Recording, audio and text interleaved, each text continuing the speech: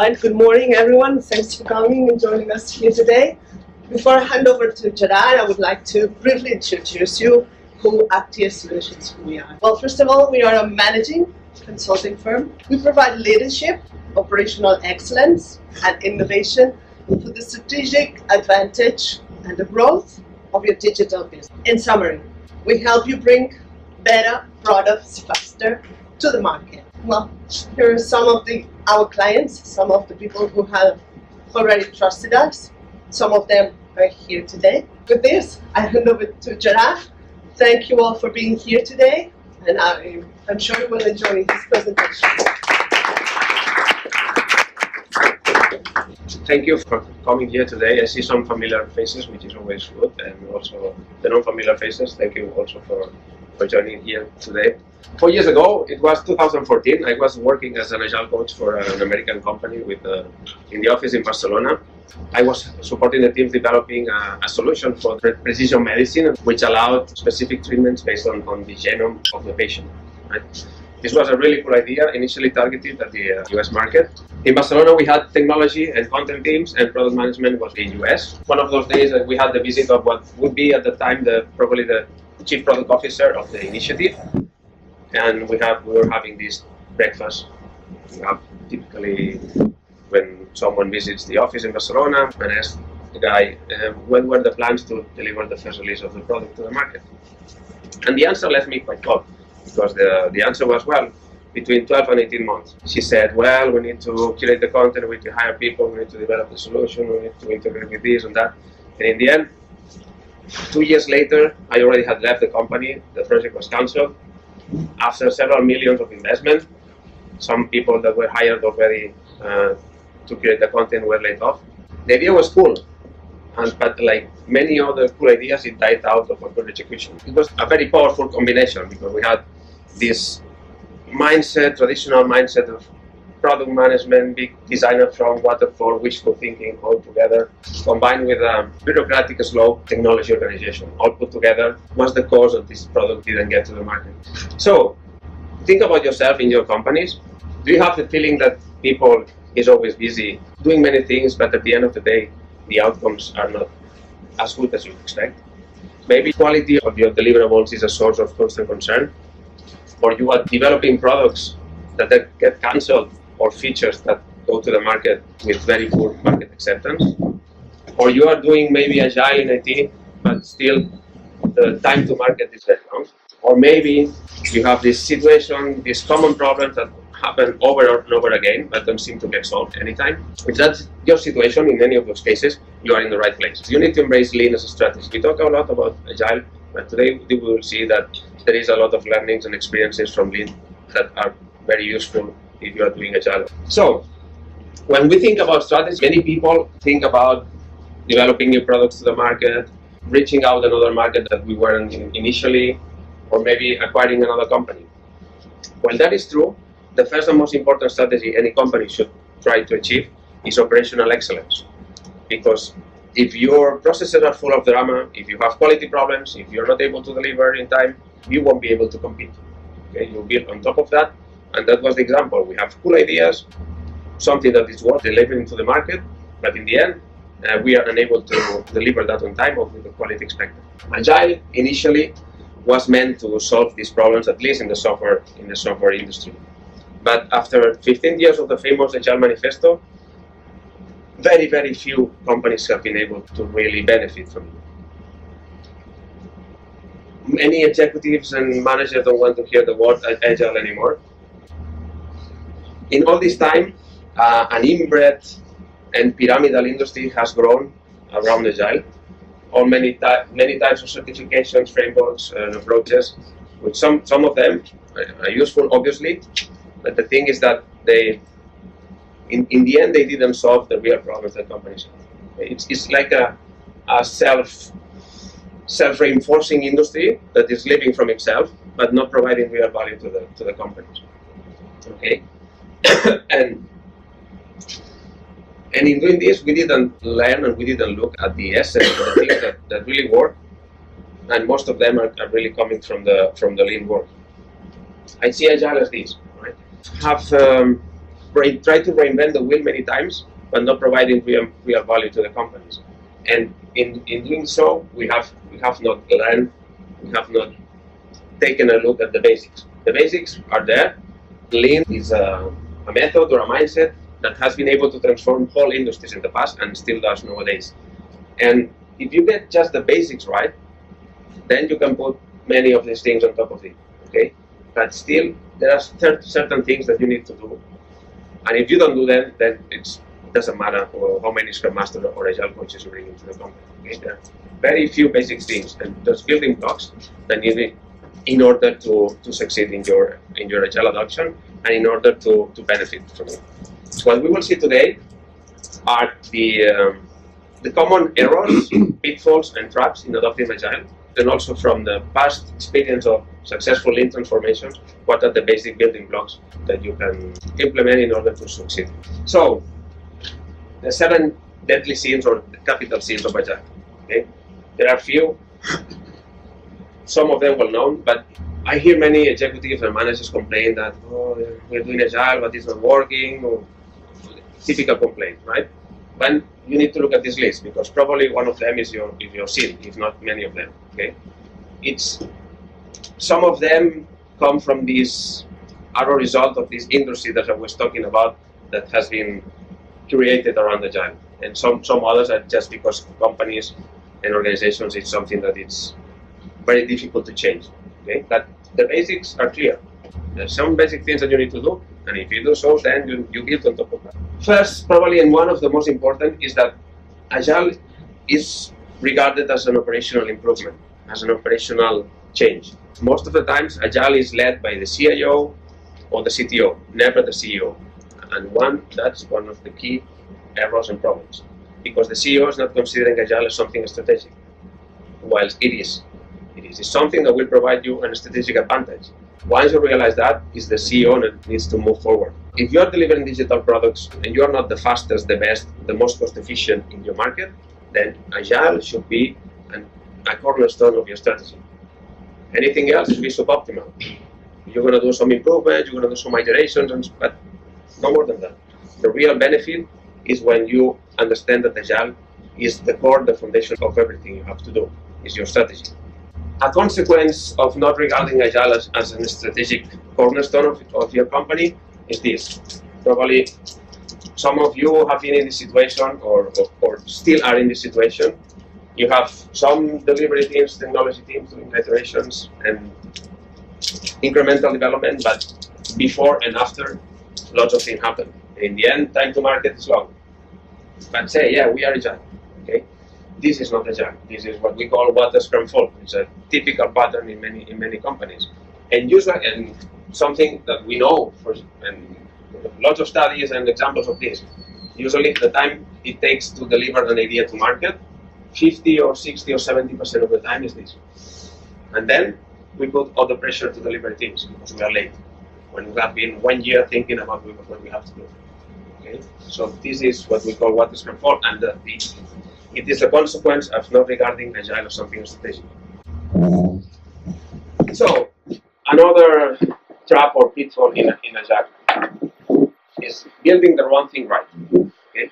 I have also a story to explain this situation. It was year 2004. I was technical lead of a small cross-functional team, and we were delivering the first release of a product, an online product for the pharma industry. A product that still today is leader in its market. I think last time I was getting the results, I think it was a revenue of 20 million and a cost of 200,000. So it's quite a profitable product. Okay. What happened here? At that time, in 2004, we didn't know anything about Agile, about Lean Startup, about Lean UX, about nothing. But there was one thing that we did really well. We had a constant communication with the market and with the customers. Actually, the process we were following was pure waterfall, but we were doing something really good. This, without any understanding of this, and probably doing things really bad, but there was one thing that we were doing, talking to customers and adapting to the customer request. Actually, the first release of the product was running on 2 clone servers sitting there by my desk. And we stopped production at night, so we fixed the problems, and the next day everything was fine and the customers were happy. Okay? We were responsive to customers. We didn't do anything. We didn't do this, but at least we were talking to the customer. And this still today, I see many companies doing Agile that have a suboptimal interaction with their customers. Okay, and actually Agile was meant to solve this. Actually, initially, Agile was born to fix one key problem: the separation between business and IT. And I don't see it happening still. Okay, and what we need to do is combine these two things: the operational excellence with the delivering products that customers love.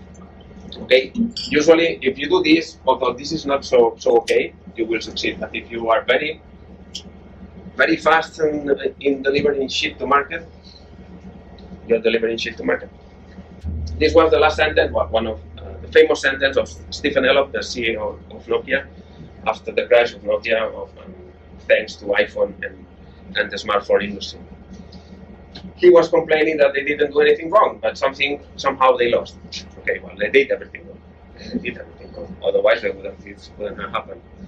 But this is not the point. The point is that many people, many companies, many consultancies are selling Agile as the solution to all your problems. Agile is not the solution to all your problems. Okay?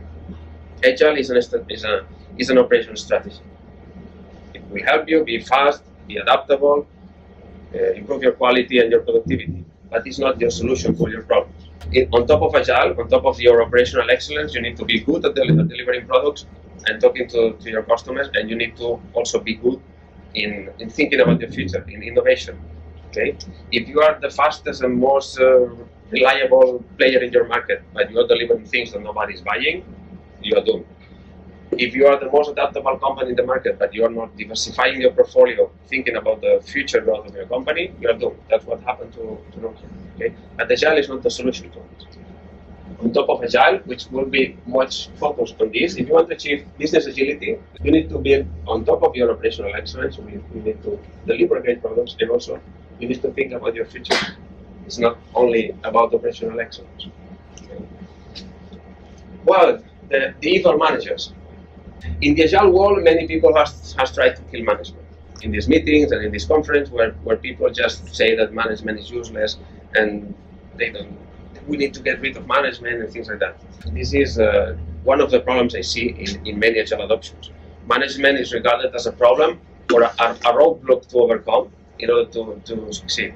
Whilst in Lean, we believe that management from the CEO all the way down to the team is key to the successful adoption. And the problem here is that we give all the power and all the we delegate the responsibility of continuous improvement and implementing the Lean and Agile principles to external agents or consultants like Scrum Masters, Agile coaches, and other type of consultants, even if they are internal, instead of building this capability internally in the teams and management, because they have to lead. Scrum Masters and coaches may support, but the leadership belongs to management, and this is one of the key failures that I see in many Agile adoptions.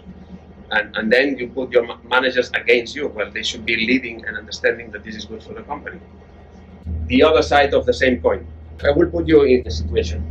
Imagine you are with your spouse, your couple, your partner, and you have problems. Many couples, and you go to a couple therapist. You explain the situation, and after listening to you, he or she says, "Well, what I'm going to do is I'm going to be living with you for 3 months, and I'm going to go everywhere with you. Go to the supermarket with you, to the kids' school with you. I'm going to go on holidays with you. I'm going to spend all the day. I'm going to sleep there with you. And from time to time, we're going to do some retrospective and think about how we're doing things and stuff." Now, go back to your company. This is what we're doing with Agile coaches and Scrum Masters. We have people sitting with the teams all the day. Instead of building this capability internally, we give all the responsibility to these external agents instead of building this capability internally. In the end, this is like a drug addiction. The more you require Scrum Masters and Agile coaches, the more you need them, and the less you learn how to do it yourself. What we need to do is use the Scrum Masters and Agile coaches as supporting people, but this needs to be led by management. And actually, in that situation, if you go to this couple therapist and he or she says that, you will say that he's crazy. You don't want one guy helping you improve all day, sitting with you and going with you everywhere. Okay? So we prefer this approach, the approach of Hell's Kitchen. The consultant or the agile coach or the scrum master needs to help, needs to go there and help the company understand the correct where they want to go, where are the goals and the objectives, where they are right now, understand the current condition, which is quite difficult to understand, and then help the team or the organization move forward. And then you can go somewhere else and come back from time to time, but you don't stay there forever. This is the approach that we do in professional team coaching. You don't have a team coach sitting with you all day. This is what the approach that we follow in Kanban and in Lean. Somehow in Agile, we have created this figure of the Scrum Master and Agile coach that is supposed to be there forever, sitting with the teams.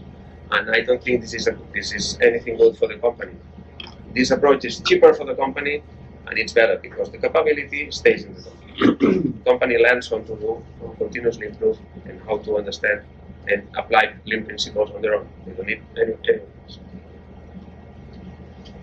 Well, lack of leadership related to the concept of strategic importance of Agile is this one. Probably the key, if not the key failure, but one of the most important. As Agile is not regarded as something important for the company, it's just something these guys from IT are doing. The CEO is not on top of it. Agile and Lean requires huge changes in mindset and the way the organization is structured. Lean will bring a lot of frustration, a lot of job insecurity, misunderstandings, people trying to protect their jobs, a lot of things. And if the CEO is not on top of that, first of all, understanding him or herself the principles and practices of Lean and Agile, and also leading and applying them, this is not going to work. This is take it for granted. I have an example. I was part of this team of Agile coaches, and we were reporting to the CTO, and the CTO were reporting to the CEO. At some point, the CEO, together with the HR director, decided to introduce a new performance management system. And most of us were completely against it. But because, first of all, we know that individual performance management doesn't work for knowledge workers. You can read about it. It's a lot of science on top of it. It doesn't work, especially if it's tied to the bonus. We knew that, we were against it, but we couldn't do anything. First of all, the CEO didn't have a clue about Lean and Agile. Actually, at that point, the company was trying to make the numbers look good because we were trying to sell the company, so doesn't care about Agile at all. And on the other hand, the HR director was a level above our manager, so it was nothing we could do. Okay, we couldn't play politics, we couldn't do anything. So at some point, it created a lot of disruption in our team. Actually, it was interesting because we were asked as Agile coaches to deliver the training to the teams. And I said, no, I won't deliver a training or something I don't trust. So, and it was quite an interesting problem. So this is what happens if the CEO is not on top of it, understanding the Lean and Agile principles and values, is going to go quite wrong. And last but not least, as Peter Drucker used to say, the bottleneck is always at the top of the bottle. Oftentimes, when we go to a company and they ask for help, managers usually ask us to work with the teams. Okay? What they seldom realize is that usually the problem is at the top. The way strategy is defined and implemented and the way the portfolio is managed is usually a mess. And that cascades down to the teams. And then you see we don't know what's going on, we are doing lots of things, but nothing seems to be what we want to do. People is rowing into different directions, priorities are not clear, and then we are asked to work with the team. Well, the problem is at C-level at portfolio management. I wrote a blog post about this. It's sometimes quite useless to work at the team level if first you have this kind of mess at portfolio or at strategic level. So, we have seen the deadly sins, the pitfalls and traps and problems with Agile adoption. Now we will see the 10 commandments of Agile. These are the basic building blocks that I was saying before. This is basic stuff. It's basic but not easy sometimes. Especially, well, none of them is easy. Actually, that's why we require that the CEO is leading from the top. Okay? This is fundamental. Otherwise, nothing's going to happen. Using Lean to turn your company around has a very simple focus. Simple. You want to improve all your processes so that the way you add value to the market or to your customers is deeply improved. Okay? If you are, as I was saying before, if you are not the fast and the best in your market, you should be looking at Lean as a strategy, not as just some operational stuff. You need to clearly define your strategy, set some stretch goals, and make sure that that's visible to everyone and everybody is going towards the direction. Better results come from delivering better value to customers, and that's the fundamental of Lean, and delivering better value to customers. But as I was saying, this is difficult because it's something regarded as those guys from IT are doing. There was the same problem in Lean manufacturing many years ago, because people thought that Lean was something for manufacturing. Well, Lean is a holistic approach. It was exactly the same problem. If you want to achieve these benefits, this is what you can achieve with Lean and with Agile. Exactly this.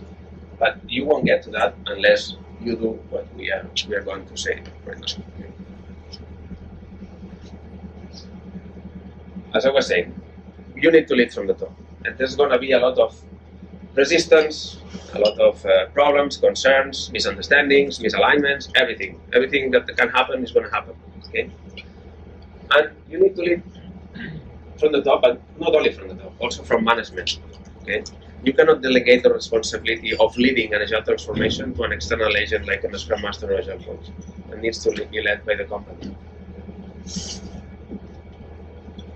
It's all about people. Actually, one of the key pillars of Lean thinking is what we call respect for people. Okay?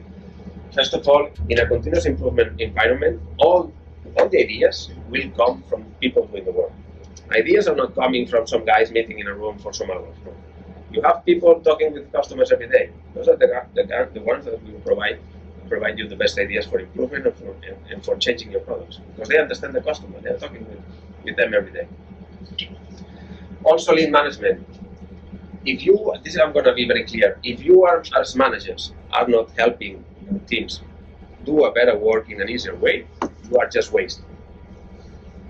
And this is a key change in management. Lean thinking expects that managers are teachers, are coaches, and are mentors. We don't expect managers to be in meeting rooms. Every second you spend in a meeting room is waste. You should spend 90% of your time with your teams, understanding what's going on, listening to the problems, helping improve the system. That's what the Lean manager is doing. Everything else is waste, in Lean terminology. Okay? One of the key executives of Toyota was saying after retirement that he was spending 90% of the time with the teams, only 10% in meetings. Look at your agenda, see how that's probably the opposite. Learning. When you focus on continuous improvement, you generate a learning environment. People is seeing, is witnessing, is experiencing that the ideas that they bring to the company, the ideas that they have, are implemented and changes and things improve. Okay, and that creates a very good positive atmosphere. And also, this focus on the customer creates a customer-centered culture, which provides a sense of purpose to the work. Okay. As I was saying before, in this product we were developing in 2004, we didn't know anything about Lean, Agile, or anything, but we were seeing that what we were doing was providing value to the market, and the customers were happy, even if our infrastructure was crap and we were fixing bugs in production directly. But the customers were happy. We didn't know anything about continuous integration and about DevOps, nothing, but the customers were happy. We were leaders in the market. In parallel to defining your strategy, because you need to define your strategy, you need to define your key stretch goals. It's something important that you have to do is define your values. I think companies here sometimes get very complicated in defining values, and sometimes values that nobody understands. Values can be seen as the signpost that will guide people towards this purpose of achieving a Lean culture. Okay? It's just the guidepost. Okay? And don't overcomplicate things. If at the beginning you don't know where to start from, just get the 3 basic values of Lean. Respect for people, focus on customers, and continuous improvement. What else do you need? You don't need anything else. You have these companies, honesty, quality, audacity, anything adding with ET, and then nothing happens. Okay, just use the basic Lean stuff. Basic building blocks, basic things. This has been working for several years. Don't overcomplicate it. Okay, value streams. Probably this is one of the biggest structural or organizational changes that you need to make, and this is key. For Lean to work, you need to do 4 things. You need to understand value, organize around value streams to fulfill this value, enable flow, and implement pull. Okay, these are 4 key steps for any successful lean adoption. But first is to understand your value streams and organize it. Typically, companies, when they start, you are 5 guys, you start the company, everything is fine, you work with the customer, you have direct access to the customer, everybody does everything. As companies start growing, we typically tend to think that resource efficiency and specialization and economies of scale is going to be the best solution. So you create departments and silos, and then value needs to find its way until it gets to the customer through an intricate combination of departments and different priorities and stuff. Okay, and this is when things start to go south. This is an example for a loan application system for a bank. Okay, typically you will have different departments dealing with different parts of this value stream. What we want to do in Lean is put all these people together, focusing on the customer and delivering value as fast as possible. Easy, not easy. I will give you another example, if maybe closer to the audience. This is a quarter planning we were doing with 13 teams in a big retail online retail company in Europe. This only 13 teams, but the overall IT part is 500 engineers.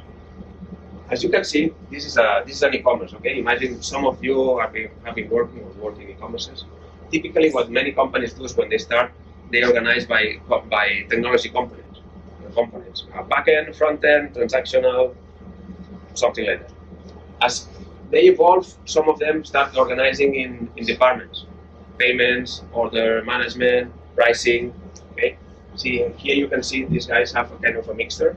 You have components or like CMS or next CMS, apps, marketplace, but then you have also departments like order management and pricing. At some point, you have all this agile wave arrive at your company, and many organize themselves in customer journey. So you have teams in the different parts of the customer journey. This creates a huge tension with the architecture, because usually the architecture is organized in a completely different way, usually kind of a spaghetti architecture. And then in order to provide these teams with some sort of autonomy, you need to start decoupling things, which is quite a disruption for many companies. You have awareness or inspiration, then you have exploration, decision, transaction, post-purchase. But this one is tricky. There is one step further than very, very few companies do, which is this one. Imagine fashion retail. If you look at value from the point of view, always from the customer, value is always on the eyes of the beholder, never from the company. This is fine. This is probably going to go much better than any other configuration. Okay, but this is not from the point of view of the customer. Customer is not getting value from awareness, from exploration. Customer is getting value from this. But still, we have different types of customer. Actually, when fashion retail companies deliver results, they deliver by lines of product. They don't deliver by, we did, we have a conversion rate of 15%, nobody cares about it. What they care is about the results by different lines, woman, man, kid. And actually, I'm not a specialist in human behavior, but I can tell that woman and man don't buy the same way. So the needs from these types of customer are different from the needs of different types of customer. Obviously, kids don't buy directly, but when you buy for a kid, normally you are not thinking the same way than when you buy for yourself. And then you have home or big sizes or whatever. So this is the real value stream organization. You can have one team or plenty of teams, and you know what you are doing is exactly for that. And one important thing and one important change. Each one of these lines is a small business on its own. And for that, you need a business owner, which is the next and huge big change that we suggest. Actually, here I put 2 words, product manager and value stream manager. In Lean, every value stream has a value stream manager. He or she is responsible end-to-end for the delivery of value. They're responsible for the results.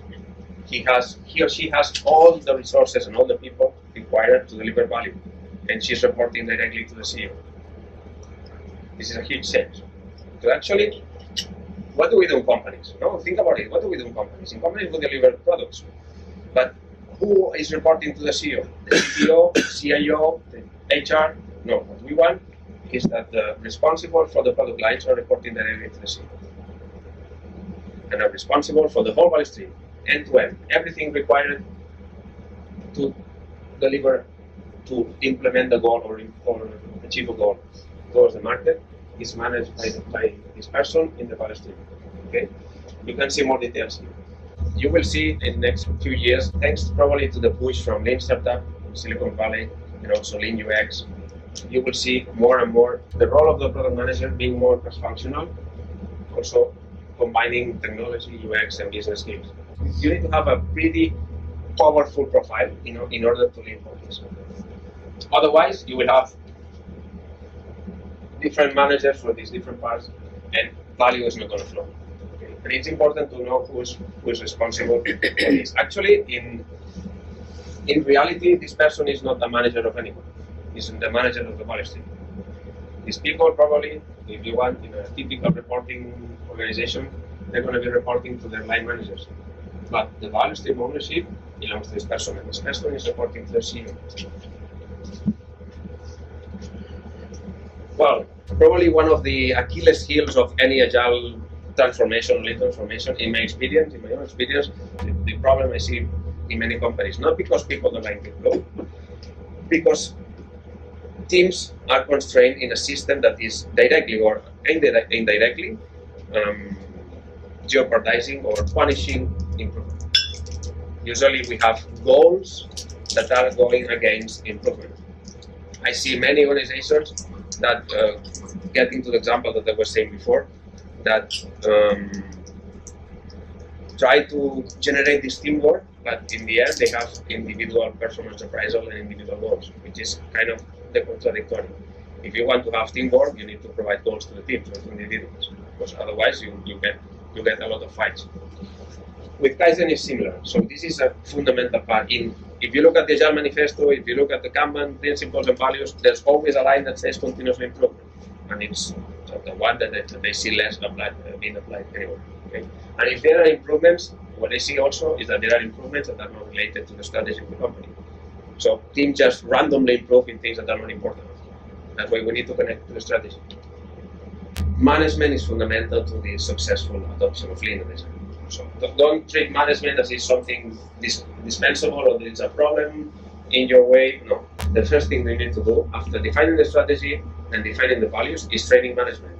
The first group of people you should be training is the C-level or executive level, HR, the union if you have union, because there may be some impacts with the union, and also target those natural leaders that you have in the organization and also train them, because they will help you move things forward.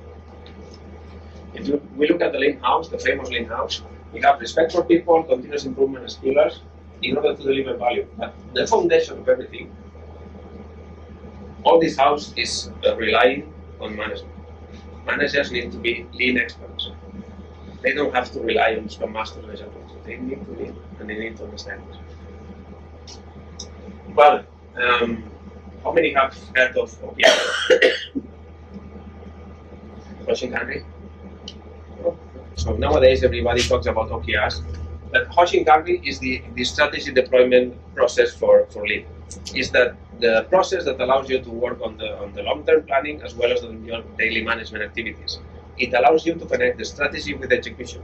Everybody is going to be connected with the company strategy, knowing that what they are doing is connected to some goal or something important for the customer or the organization.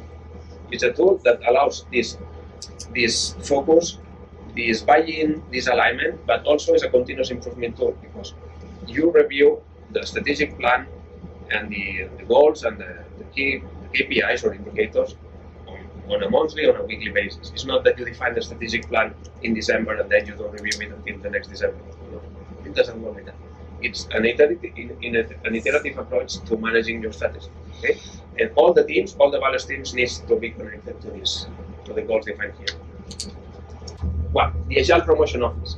This is a very important unit, but very important. It is a supporting unit. It's not a leading unit. Okay?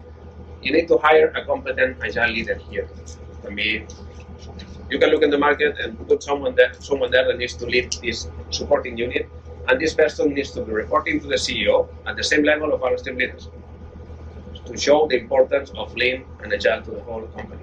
Okay, so think about how the structure of the organization is going to change.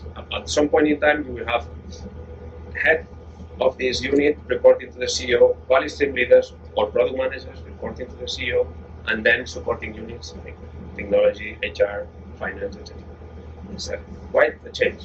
That can only happen if the CEO is really understanding that. That's what it is. Here you can have agile coaches and scrum masters, and the main function of this unit is supporting the agile adoption by training and coaching. And also you will need some external consultants from time to time, especially at the beginning, to move things forward and start moving. And once these guys get rolling, you don't need external consultants anymore, and it's not so much. Well, last but not least, let's talk about managing change and culture. So many consultants and many consultancies will sell something like culture change.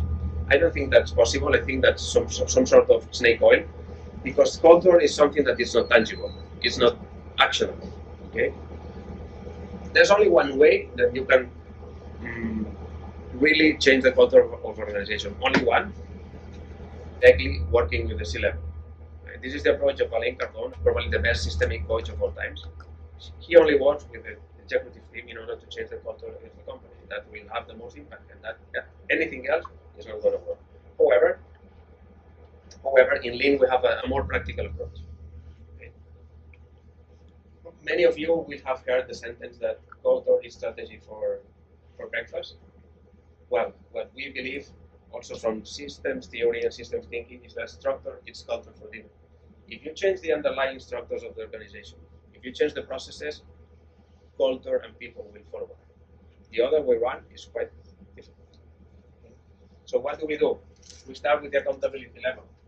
What people is hired for, what people is fired for, what are those things that are punished in your culture, and what are those things that are rewarded in your culture.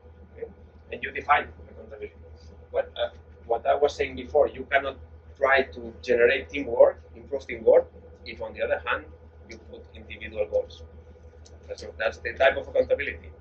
And this, what needs to be, and many companies go wrong in this side, is that the goals of the company are quite misaligned with the goals of team. If you want to improve teamwork, set accountability at team level, not at individual level.